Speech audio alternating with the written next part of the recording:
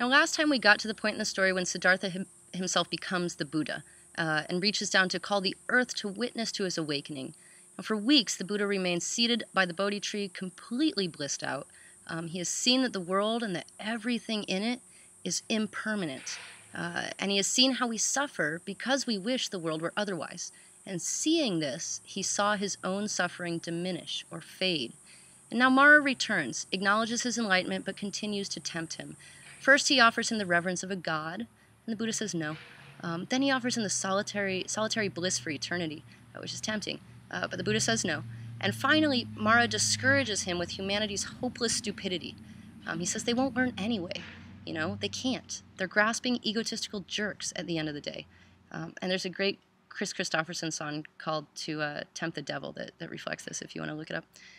In some ways, we can see this as the second set of temptations. We can see the second set of temptations as a sort of spiritual allegory for the man's crisis of conscience. He knew that the peace that he had come to was beyond words, that speaking might disturb it, actually, and that others would, like him, need to lead themselves. So he had some doubt, but ultimately he decides to teach, to try to show others what he had seen.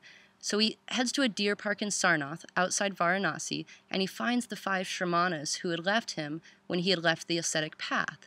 And these five become the first Sangha. Remember that third gem. The first community of monks and eventually of nuns, though increasingly lay rather than ordained in the modern period. These adherents are more practitioners than they are believers. Experience remains crucial here, and throughout all the Buddhist teachings, throughout the entire Dharma, this is true. And here's the 5, this is an image of the 5 wandering ascetics who make up the first Sangha, and here we have another classical representation of it, of this introduction of the Dharma, when the Buddha first began to turn the wheel of the Dharma, teaching the first 5 members of the Sangha in a deer park, as tradition says. And here is the great stupa at Sarnath, another important Buddhist pilgrimage site. So, like we've seen in Hinduism, Dharma comes from the Sanskrit root dhr. That's a D.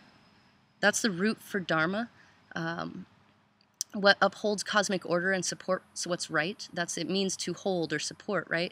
But here it shifts a bit. In Buddhism, Dharma refers primarily to teaching, as in a Dharma talk, and is often translated as the way it is. The wheel becomes emblematic for the Dharma and is known as the Dharma chakra or Dharma wheel. Here's a pretty cool tattoo of one. There's many of them online. And this is the official Buddhist symbol of the U.S. Armed Forces, used by U.S. Buddhist military chaplains, the first one of whom was commissioned in 2004, incidentally. So now we'll turn to the content of the earliest Dharma, those doctrinal points that formed the early core of the Buddhist teachings. During his time under the Bodhi tree, what the Buddha confronted was the problem of change. Everything passes, everything changes, and he identifies these 3 marks of existence. The first and most conspicuous of the 3 is dukkha, or grasping or suffering, most often translated as suffering. It is the basic characteristic of human life, and it follows from the other 2. Anitya, or impermanence, is the second. It is painful to experience the continuation of incompletion in our lives. Things go, they change, they die, and that's painful for us. And the third mark of existence is anatman. You'll recognize the term here, atman, from Hinduism, and with this observation, the Buddha breaks from the Hindu tradition of his native India. Anatman means no Atman. And the claim here is that there is no such thing as the Atman, no essential, unchanging reality at the center of the person, no Upanishadic, indestructible soul. He identifies these 3 marks, and in his first Dharma talk in that deer park in Sarnath, he preaches the 4 noble truths. The word that is translated as noble here is Aryan, which means noble. And so what the Buddha does here is translate nobility from being a feature of one's birth, as it was in the Hindu caste system, into being a feature of one's behavior. One can become noble. It doesn't matter how you're born. And incidentally, the swastika, which we saw in the middle of that tattoo, can be seen all over the Buddhist world. It's a symbol far older than the Nazi propaganda machine, which made this symbol notorious in an unfortunate way. But it doesn't have any relation to that in the Buddhist world. It means fortune or well-being. It's a sense of total, kind of completion, and it means sort of something like all is well.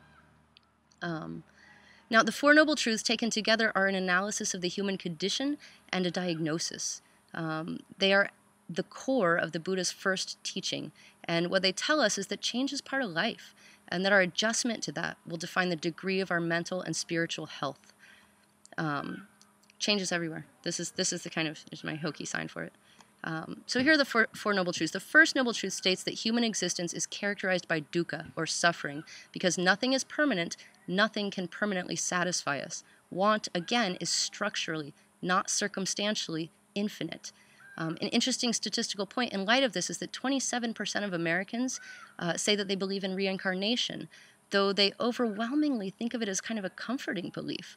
There's a sense here that reincarnation can lead to a sort of permanence, which is very much not the point that the Buddha makes. In Buddhism, as in Hinduism, the ultimate goal is to get out of the cycle of rebirth and redeath, because life, in whatever form, will remain characterized by change and the pain or suffering that change brings with it.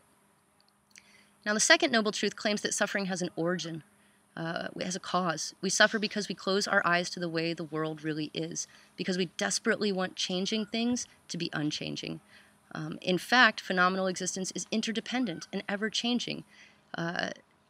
What's important to realize here is that the cause of our suffering is internal. It isn't out there somewhere, it's within ourselves.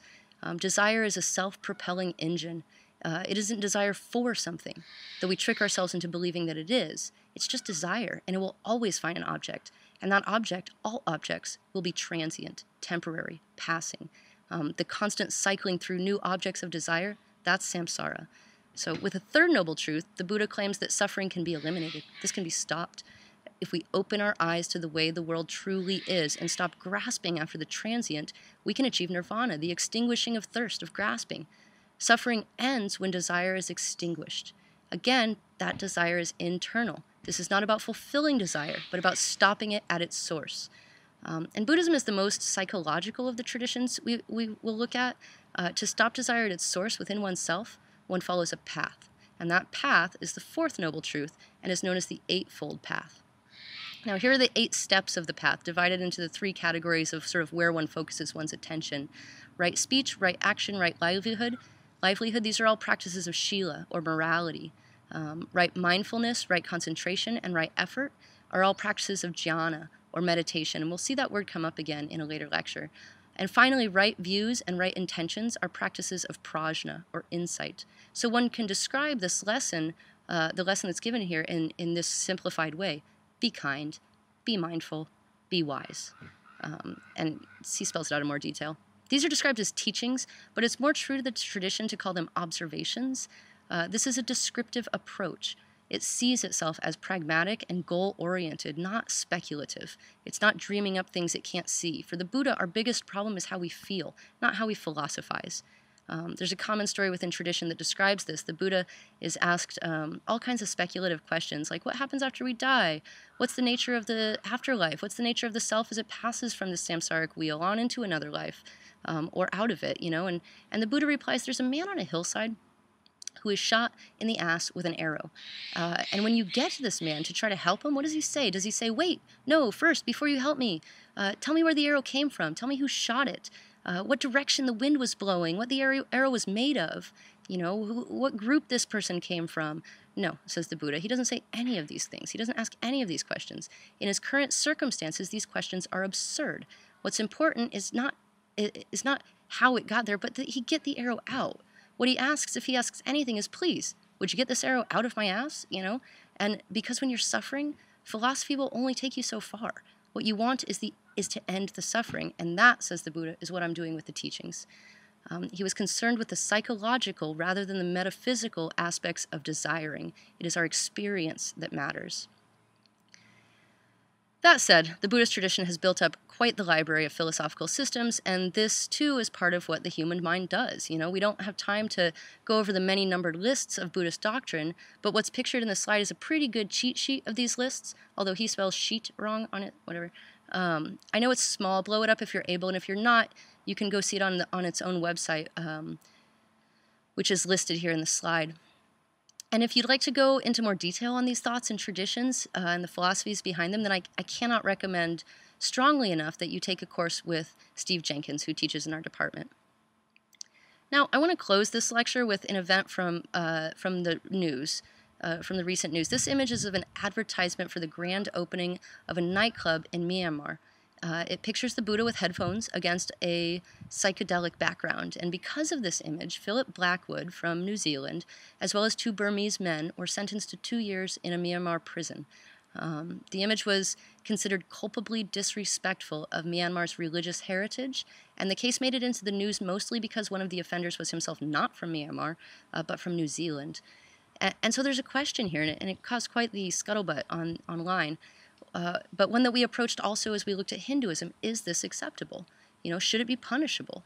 In response to the recent Charlie Hebdo controversy and bombings, the question of whether using religious images from another tradition in what's construed within that other tradition as a disrespectful manner is appropriate, Pope Francis answered. His answer was, look, terrorist violence is never acceptable. Taking a life is never acceptable. And that's a really staunch Catholic position, so that fits with the Pope.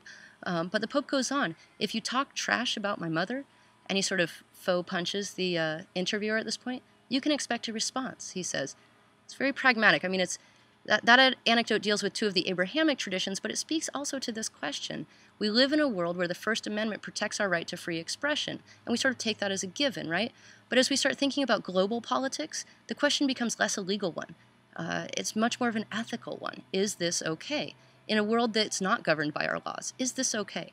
And back to the beginning. How about this, right? This is the first slide we saw in this unit. The now very common representation of the Buddha in bust form, head only, has its own historical legacy.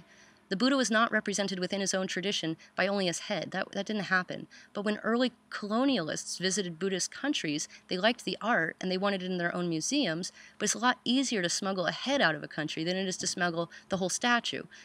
So they chopped off the heads of statues and brought them to museums all over Europe.